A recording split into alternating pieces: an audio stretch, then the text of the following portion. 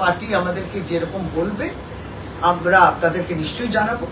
তবে এসআইআর যে NRC backdoor একটা রাস্তা, সেটার বিরুদ্ধে নিশ্চয়ই চলবে। এবং আপনি বাদ দেওয়ার যে চেষ্টা করছেন, বাদ দেব প্রকৃত ভোটার, প্রকৃত নাগরিক, আপনি বুঝতেই পেরেছেন নেতৃত্ব এটা নিয়ে ভীষণভাবে বিরক্ত এবং জানিয়েছে প্রতিবাদ। আমাদের মেশিনারি, ইলেকশন মেশিনারি সারা বছরই তৈরি থাকে, তো আমাদের সারা বছরই আমরা ভোটার লিস্ট নিয়ে আমরা জানি যে ভোটার লিস্টে কিভাবে কাজ করতে হয়। আমরা নতুন ভোটারকে নিশ্চয়ই ঢোকাবো, যারা শিফটেড ভোটার্স আছে চলে গেছে মূলত, আমরা নিশ্চয়ই চাই যে ওরা ওখানেও ভোটার কার্ড করুক। এইগুলো ফেক, ফলস ন্যারেটিভ। এবং তাই আমাদের যখন ইলেকশন মেশিনারি রেডি আছে, আমার সমস্ত বুথ লেভেল এজেন্টস রেডি আছে, যাদের নেই, যাদের অর্গানাইজেশন নেই মাটি স্তরেতে, আমরা তাদেরকে দিচ্ছি বেশি চেঁচামেচি করছি এসআইআর।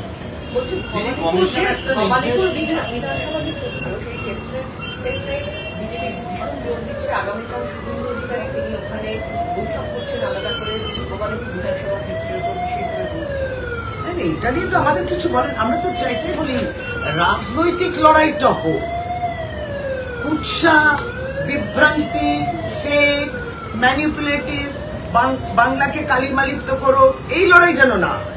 গণতন্ত্রের একটি নির্বাচন আসছে, রাজনৈতিক লড়াই হবে তো হোক। আমরাও বাংলার বঞ্চনার কথা বলবো, আবারও বলবো। আমরাও বলবো কিভাবে বাংলার প্রাপ্য টাকা দেয়া হচ্ছে না, আমরাও বলবো বাংলা কিভাবে অপমানিত, বাংলা ভাষাকে অপমান করা হচ্ছে। আমরাও বলবো যে বাংলায় কথা বললে বাংলাদেশি বলা হয়, বাংলা মনীষীদের অপমান, শুধু বলবো তো নিশ্চয়ই বাংলার সমাজকে মধ্যে বিভাজন তৈরি করা, ধর্মীয় মেরুকরণ করা, এই সমস্ত কথা বলবে। এগুলো তো মানুষ জানবে অবশ্যই। আমি চাকরি দিলাম না, পেট্রোল গ্যাস ডিজেলের দাম কমলো না, তরকারি আনাজ তেল ডাল মশলার দাম কমলো না, মানুষকে সুরক্ষিত রাখলাম না, মানুষের মধ্যে লড়াই করলাম। কত ফেক ম্যানিপুলেটিভ বলে বাংলা এটা ঘটেছে, হয়নি। এইগুলোর বিরুদ্ধে তো এগুলো নিয়ে ভারতীয় জনতা পার্টি কি বলছে? কতটা বেকারত্ব দেখুন, কোনো কথা নেই।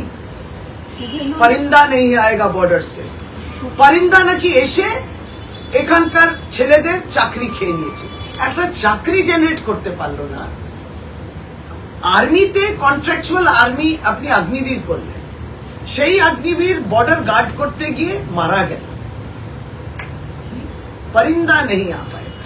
শুভেন্দু অধিকারী হুমকি দিচ্ছেন বিএলওদের যে যদি কোন রকম ভোটার তালিকায় ভুল হয় তাহলে জেলে যেতে হবে। তো এতদিন তো বিজেপি শাসক দলের নেতা নেত্রীদের নিয়ে বলতো, এখন শুভেন্দু অধিকারী নিজে হুমকি দিচ্ছেন।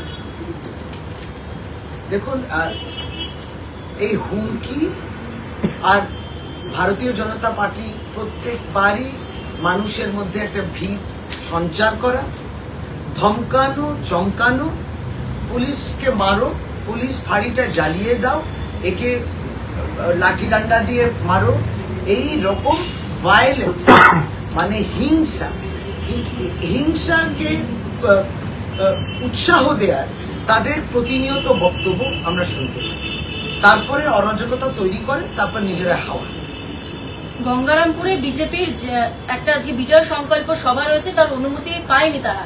সেখানে থাকবেন শুভেন্দু অধিকারী, সুকান্ত মজুমদার।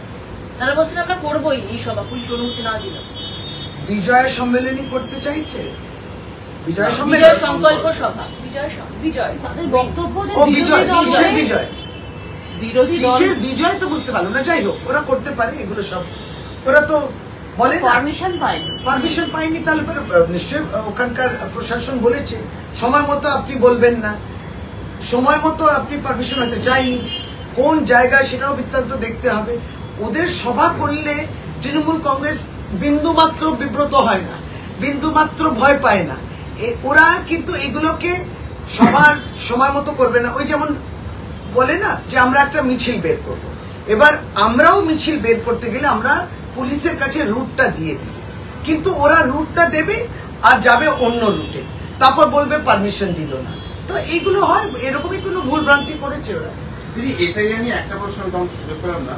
কমিশন একটা নির্দেশ জারি করতে চলেছে যে বিএলও বা এসআইআর এর কাছে যে সরকারি অফিসাররা থাকবেন তাদেরকে মানে রাজ্য সরকার কোনোভাবে এই সময় আর বদলি করতে পারবে না। আমার বক্তব্য হচ্ছে মডেল কোড অফ কন্ডাক্ট চালু হওয়ার আগে এরকম ভাবে কি ক্ষমতা হস্তান্তর সম্ভব যে পুরোটা কমিশন সিদ্ধান্ত নেয়? হ্যাঁ, আমরাও এটা দেখেছি, আমরাও এটা নিয়ে ভাবছি এবং মাননীয় দলের সভানেত্রী মাননীয় মুখ্যমন্ত্রী আগেও বলেছে যে মডেল কোড অফ কন্ডাক্ট আরম্ভ হওয়ার আগে যেভাবে ইলেকশন কমিশনের আমরা আচরণটা দেখছি সেটা আমরা নিশ্চয়ই যখন নির্বাচন কমিশনের সঙ্গে মিটিং হবে কিংবা আমাদের চিঠি মারফত দলের স্তর থেকে সেটা দৃষ্টি আকর্ষণ করা হবে যে এমসিসি তো এখন আসেনি, তার মধ্যে এটাও ঢুকেছে। এগুলো নিয়ে আমাদের নেতৃত্ব আলোচনা করবেন, তারপরেই আরো কিছু বলতে পারবেন। আমরা দেখছি, আপনারাও দেখছেন যে কিছু অস্বাভাবিক বিষয়গুলো বেরোচ্ছে। জেলা নেতৃত্বের সঙ্গে বিজেপি বারবার বৈঠক করছে শুধুমাত্র বিএলওদের উপরে নজরদারি করার জন্য। এটা কিভাবে বিজেপি করতে পারে? না, এদের দেখুন নানান অস্ত্র ফেল করেছে। এর বাংলাকে জয় করার জন্য তারা নানান ভাবে চেষ্টা করছে। আপনি ধরুন এটা 2019 থেকে লড়াই, বিভিন্ন ভাবে বাংলার যখন নির্বাচন, তখন লোকসভা নির্বাচন, তখন 21-এ আপনি দেখছেন তো ন্যারেটিভটা কিভাবে। তখন 356 হওয়া উচিত, 355 হওয়া উচিত, 8 দফা নির্বাচন 2021-এ, কোভিডের সময় 7 দফা নির্বাচন হওয়া উচিত। অনেক রকম অস্ত্র দিয়ে ভাবলো যদি তারা জিততে পারেন। এখন মনে করছি SIR কে ব্যবহার করব অস্ত্র হিসেবে। তারপর যখন ওটা একটু আপনারা আর খাচ্ছেন না কিংবা ওটা নিয়ে আর আলোচনার মধ্যে আনছেন না কিংবা গুরুত্ব দিচ্ছেন না, তখন এবার BLO নিয়ে পড়েছে। BLO কে কি করা উচিত, এটা করা উচিত, BLO অসুরক্ষিত, BLOরা ঠিক নেই, এই সমস্তগুলো দিয়ে আবারও বলি একটা ন্যারেটিভ স্ক্রিপ্ট তৈরি করা। এটা শুধুমাত্র স্ক্রিপ্ট তৈরি করা, কিন্তু আসলে যে একটি নির্বাচন আসন্ন, একটি অর্গানাইজেশন তৈরি করা, বুথ লেভেল কর্মী তৈরি করা, বুথ লেভেল নিয়ে কথা বলা, মানুষের সঙ্গে মেশা, এগুলো তো কিছু নেই। যাই হোক, এটা নিয়ে আমাদের তো বলার কিছু নেই, এটা তাদের দলীয় বিষয়। সবটাই একটা স্ক্রিপ্ট দিয়ে তৈরি করা। তাদের কেন্দ্রীয় নেতৃত্ব আসছেন, যে বিশাল ব্যাপার, আমরা ভীষণ ভয় পেয়ে গেলাম। তাই তো কি হবে? কেন্দ্রীয় নেতৃত্ব আসা মানেই রাজ্যের নেতৃত্বের উপর তাদেরই আস্থা নেই। তারা আসছেন, তারা বলছেন কি করণীয় আছে। কাকদ্বীপের ঘটনায় গ্রেফতার নারায়ণ হালদার নিয়ে সমস্ত কালকে বলা হয়ে গেছে। বলছে আর 1 সপ্তাহের মধ্যে জারি হতে পারে SIR, যেহেতু তামিলনাড়ুতে ঘোষণা করা হয়েছে।